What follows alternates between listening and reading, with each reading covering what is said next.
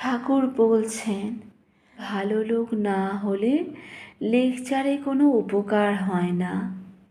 বরিশালে বাড়ি। একজন সদরওয়ালা বলেছিল, মহাশয়, আপনি প্রচার করতে আরম্ভ করুন, তাহলে আমিও কোমর বাঁধি। আমি বললাম, ওগো, একটা গল্প শোনো। ও দেশে হালদার পুকুর বলে একটি পুকুর আছে। যত লোক তার পাড়ে বাহ্য করত। সকালবেলা যারা পুকুরে আসতো গালাগালি দিয়ে ভূত ছাড়িয়ে দিত, কিন্তু গালাগালি কোনো কাজ হতো না। আবার তারপর দিন সকলে পুকুর পাড়ে বাহ্য করেছে, লোকে দেখত। কিছুদিন পর কোম্পানি থেকে একজন চাপরাশি পুকুরের কাছে একটি হুকুম মেরে দিল।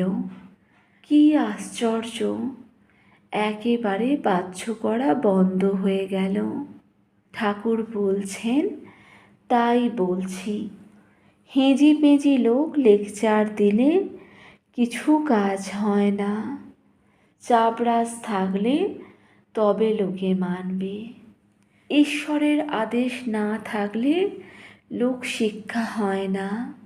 যে লোক শিক্ষা দেবে তার খুব শক্তি চাই।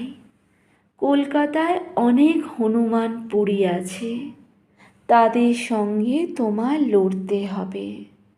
ঠাকুর বলছেন, চৈতন্যদেব অবতার, তিনি যা করে গেলেন তারই কি রয়েছে বলো দেখি? আর যে আদেশ পায় নাই তার লেকচারে কি উপকার হবে?